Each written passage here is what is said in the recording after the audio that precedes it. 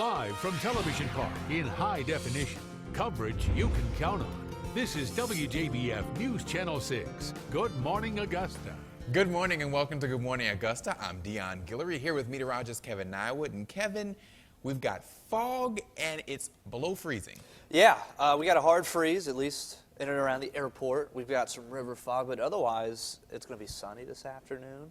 And I think we're going to hit the 60s today. Okay, climbing up slowly. We are making progress, baby steps in the right direction. I know we want to have a nice Christmas forecast. I still can't believe it is Christmas week, but nonetheless. Can't see anything there. I know. We are socked in at downtown Augusta right now. Our Jiffy Lube Skyview Network camera. This is a live look, believe it or not, of the Savannah River. You can't see it. The warm waters of the river compared to the air temperature, creating fog this morning. 27 degrees at Augusta Regional Airport. Same temperature at the airport in Aiken. Across the metro, many of us at or below freezing. 30 right now, Hepzibah 29, McBean 32, Fort Gordon, Grovetown 29, and Thompson 30 degrees, Barnwell 32 in Swainsboro, same in McCormick. Our warmest location this morning, Washington. In Wilkes County, you are at 36 degrees. Slow but steady warm up through the morning here, at least in terms of how low the temperature is to start off the day. But at least at noon, we'll cross into the lower 50s. Ample sunshine expected this afternoon, ought to get us to 60 degrees by 3 o'clock. And how about temperatures in the mid-70s for Christmas? The big question is, can we get through that without the rain? Details in your full forecast just ahead. Dion. All right, Kevin, happening right now, a second murder suspect waking up in jail this morning in connection to a deadly shooting in Augusta. Therese Gordon was arrested on Friday in the death of Randy Ramos. Gordon was found at a home on Shalimar Drive. Now, you may remember last Monday, investigators also arrested Marquise Yarberry. Both suspects faced charges including murder. Witnesses say Ramos was arguing with two men before the shooting. Those guys left with another man in a car. Investigators are still looking for that third suspect. If you know anything, you are asked to call the Richmond County Sheriff's Office. That number is right there on your screen at 706-821-1080. A convicted felon is in the Augusta jail this morning, this time on gun charges. Dunquay Rimbert is accused of having a gram of cocaine and a gun. And according to an incident report, Rimbert was convicted back in 2013 for possession of a controlled substance. Now he's in the Richmond County Jail on several charges, including possession of cocaine and a firearm possession by a convicted felon. One person is hurt after a car crash in Hepzibah. It happened around 8 last night at Patterson and Bath Edie Roads. Richmond County Dispatch says an 18-wheeler and a pickup truck were involved. One person was hurt, but there's no word on exactly how bad. You, of course, can count on News Channel 6 to keep you updated on the new developments with this story.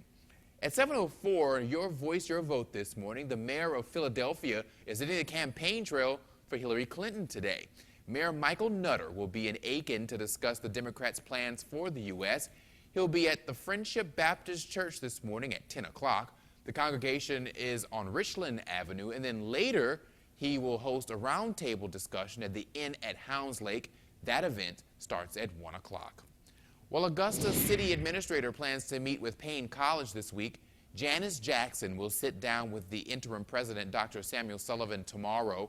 You may remember last week the college went to the Augusta Commission to ask for financial assistance, but some city leaders say using tax dollars to pitch in may not be legal. Jackson and Sullivan will talk all about the solution sometime tomorrow. Well, at 7:05, it is cold out there, and the temperature drops are a lot easier for some of us. We can just grab a coat, a hat, and even some gloves, but that's not the case for everyone. News Channel 6's Renetta Dubois shows us what one group is doing to help the homeless this time of year. That's a 9.5. What's out of that? Here's what it's like to slide your feet into a new pair of shoes when you have to.